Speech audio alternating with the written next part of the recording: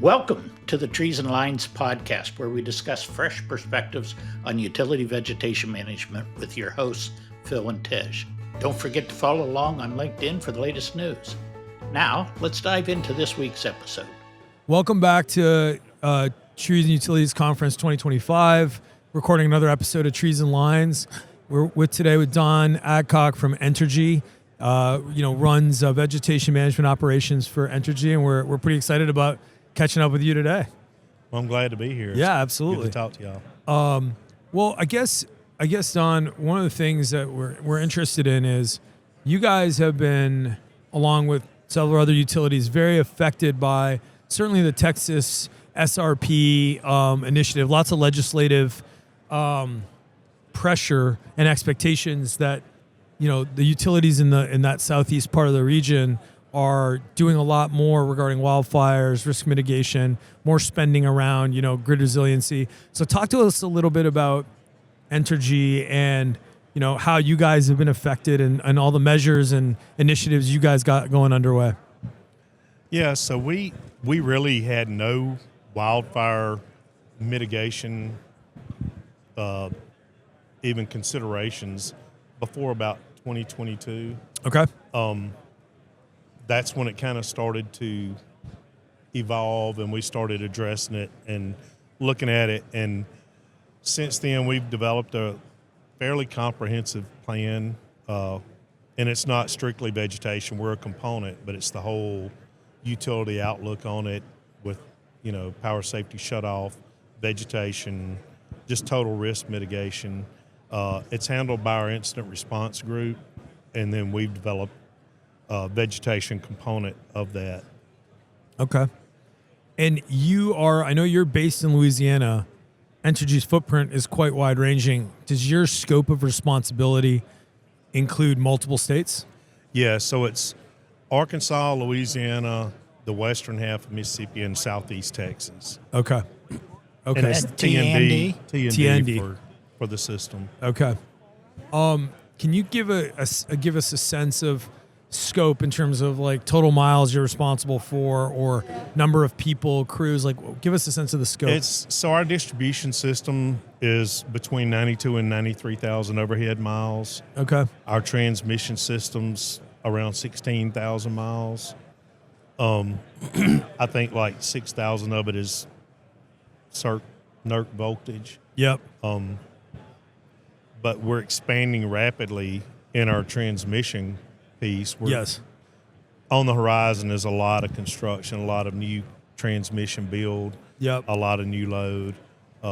So there's a lot of that going on in addition to our maintenance. Yeah. Our crews, I have an internal staff of about 60. 60. Wow, that's big. Vegetation, OCs, and Yep. supervision. We have a support group of about 15 to 20. And then we have it ebbs and flows throughout the year, but 12 to 1,600 contractor heads. Wow. Base load. Yeah. It's big. Yeah, that's So big. I'm sure the regulatory environment varies across the property. It does.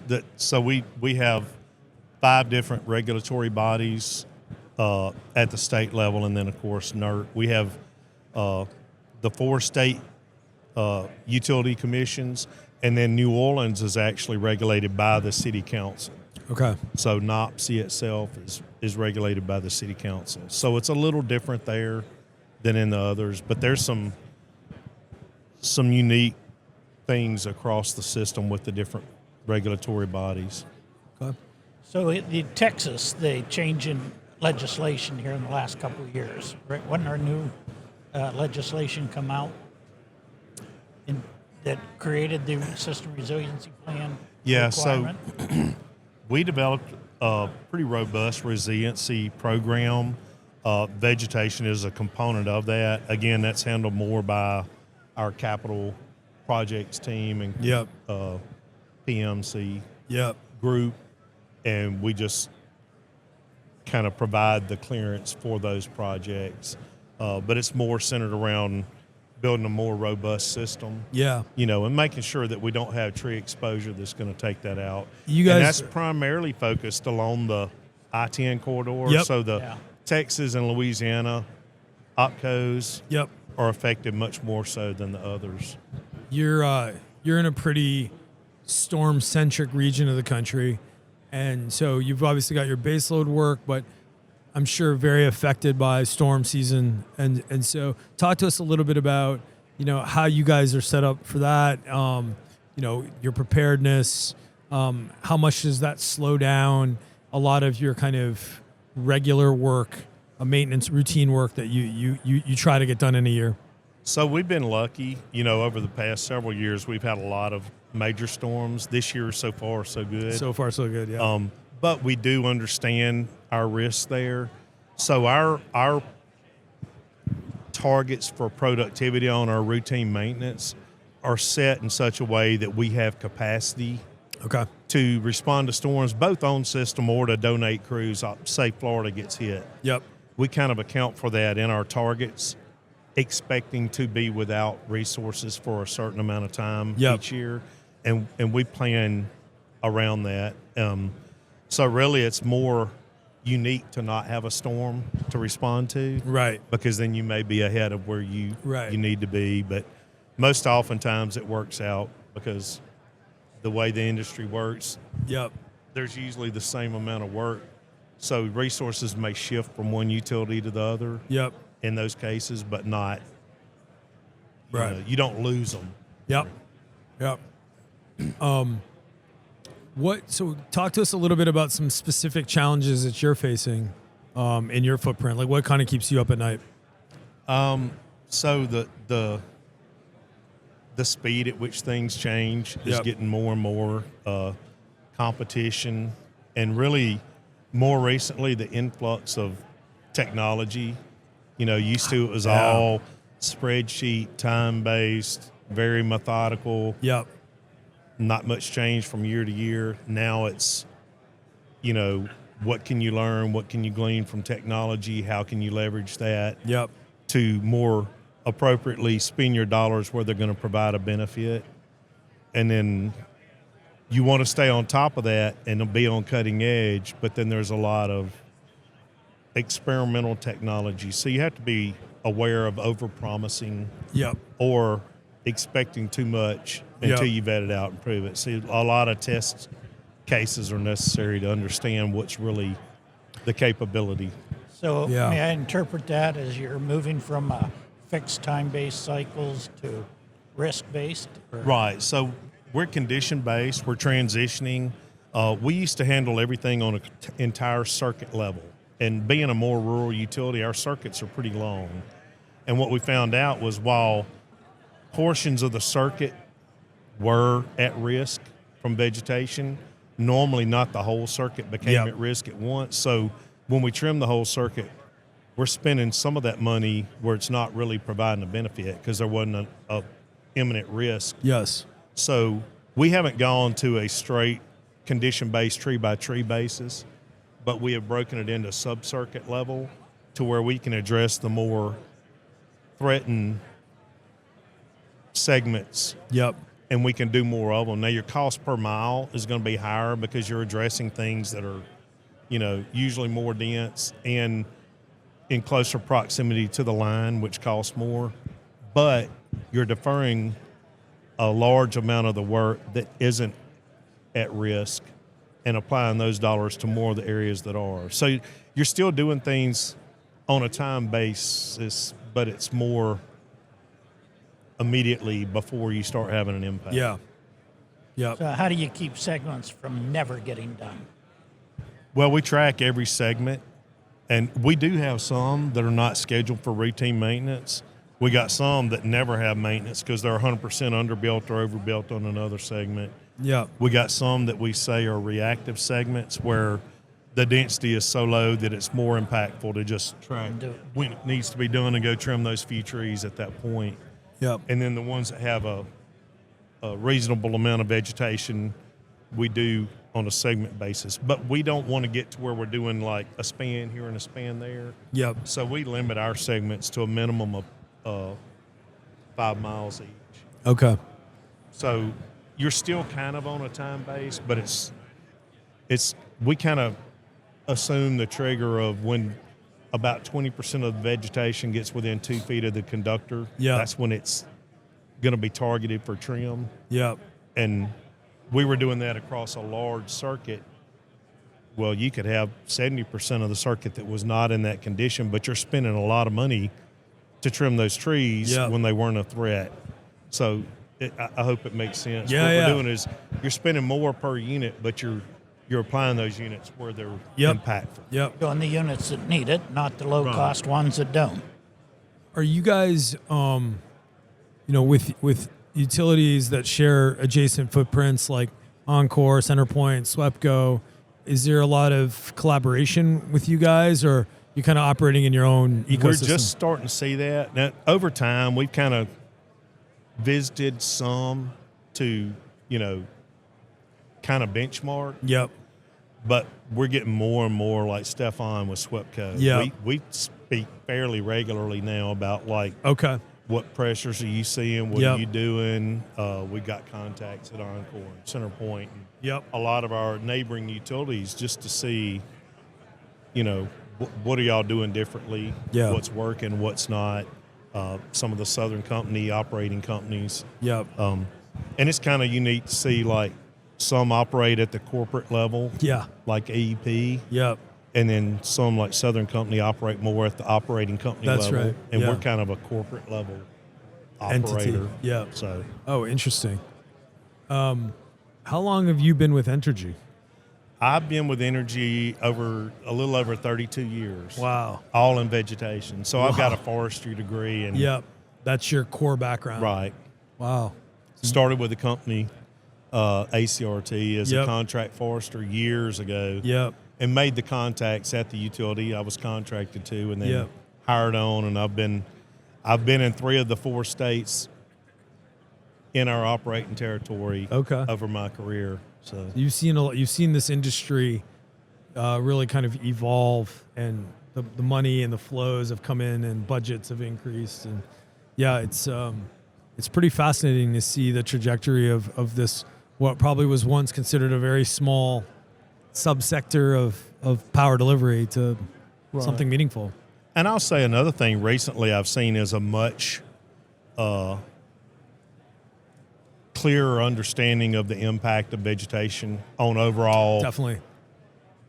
I guess, health of the company. Yeah. Because your reliability is, usually 15 to 30% of your reliability is due to vegetation. Your Yes. biggest probably wildfire risk is vegetation. For so sure. a lot of the risk at a company is driven by how you manage the vegetation. And that seemed to have been missed some in the past, but it's on the forefront now.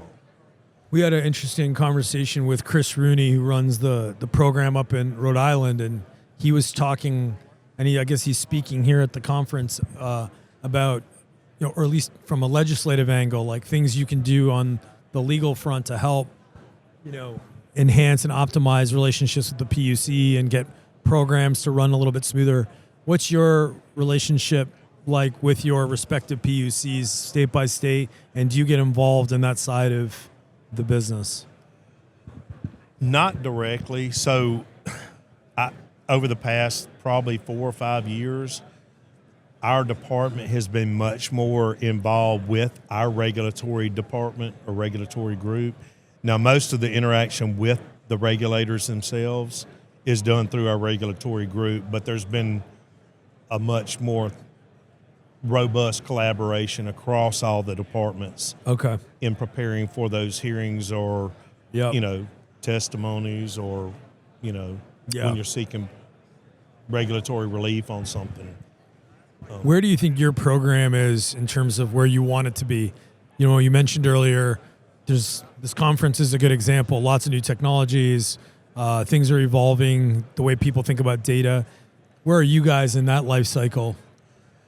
So we're I think headed in the right direction. We're in a state of, I guess, constant reevaluation. Like, don't ever get satisfied with where we are.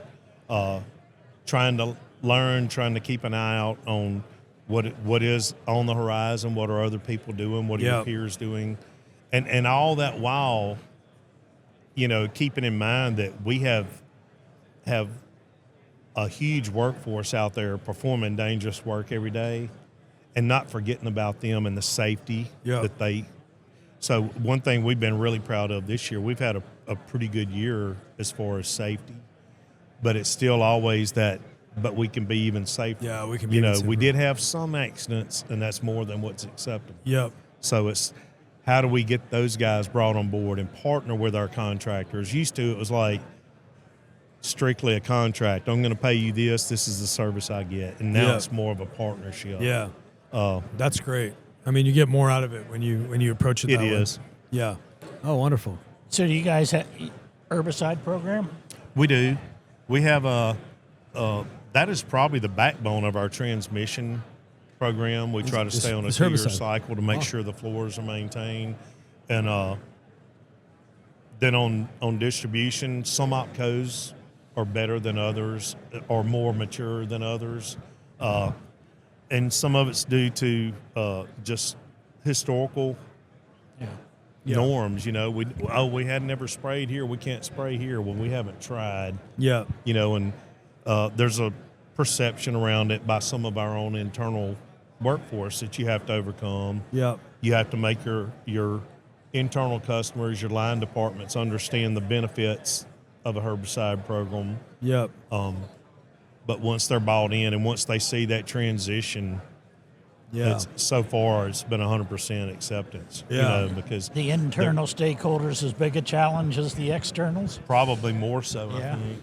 Because around our service territory, I think there's a lot of exposure to herbicide. Just there's a lot of ag, there's a lot of timber, there's a lot. So hardly anybody's going to be taken aback by the use of herbicides versus maybe a more urban area where that's not the case. Your states are Texas, Louisiana, Arkansas? Yes, and Mississippi. How much of the footprint is Texas in terms of like load? Like is Texas like 50%, 60%? I'm not sure exactly. Okay. The reason I ask is because, stepping back and looking at the population migration to Florida and Texas, there's so much load growth that Texas is taking on. It's only increasing the stress on the system, and really impacting power flows, and so expectations are higher in terms of power delivery and stakeholders and that kind of thing. So I'm just kind of curious, how you have observed that as the person that's really responsible for your portion of the grid. Well, I did tell you just before we started, that is our fastest growing area. Yeah, you mentioned the woodlands. And I've heard like from Dallas to San Antonio to Houston, that triangle is like the fastest growing area in America. Yeah, definitely. And some of our areas in that triangle, some of it's just outside of it, but there's a lot of growth. And that's both residential and then industrial, commercial. It's that corridor is set up well for growth with the, I don't know if you call it the new industrial revolution, but there's a lot of the technology companies we're bringing a lot on. Do you feel I'm kind of interested in, corporate cultures, right? And we've seen programs that have been very successful because the leadership at the utility all the way up to the CEO has been very supportive, and they understand the impact of UVM, right? Do you feel, you've been there a long time, which I think is a good sign, right? What are your thoughts on just the overall Entergy ecosystem? Generally supportive, plugged in, knowledgeable about what you guys are doing? Is there good corporate engagement across the organization? I think it's very good, and I think it's improving even now. Yeah. But it's grown a lot in recent years and gotten to where the awareness is really there.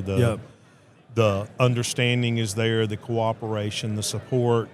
You don't get everything you want, but you're considered all the time, which is what you ask for. It's like we're part of the overall corporate growth target. Drove that awareness? I guess necessity, understanding you're not going to reach your reliability targets and your affordability targets, and you're therefore being, attractive to external customers unless you are able to achieve that performance as a company. Yeah. And so it's 30% of your outages are trees. right. We're a little lower than that, but your exposure, I mean, we're a highly vegetated area. Yeah. With a lot of overhead. A big portion of our system is overhead. Yeah. So, there's a lot of risk there. We're in a heavy storm-prone area, so we have to stay ahead of that. Yeah. You're starting to see the wildfire risk. Yep. And then the expectation of customers over my career has gotten much higher. As far as used to, blinks didn't matter at all. Outages were somewhat acceptable, to whereas now you almost have to have continuous service, uninterrupted, no blinks. The expectation's just there. I wonder if there's a correlation with, post-COVID, so many more people are working from home that, whereas before, if you're working at a company, they've got backup generation, your day isn't really all that interrupted. But now so many people are like, their home is their office and they need that reliability, right? And they're freaking out if they don't have it. So. Right. And that's both people that work for companies and people that own businesses. For sure. From home. 100%. And run them from home. Yeah. So they have to have continuous service. Yeah. They have to be able to, get online and do their thing. Yeah, for sure. Well, Don, I appreciate you taking some time with us and chatting. I know through lots of the peer discussions that you guys are doing some pretty great stuff, and you're at the helm of that. So congrats on all your success, and enjoy the rest of the conference, and looking forward to hear more about what's going on in the future with you. Well, I appreciate y'all talking to me and absolutely. inviting me. And Absolutely. We appreciate hope the time. y'all enjoy your time. Absolutely. Thanks for joining us today. Follow us on LinkedIn for updates and to tune in again to the Trees and Lines podcast.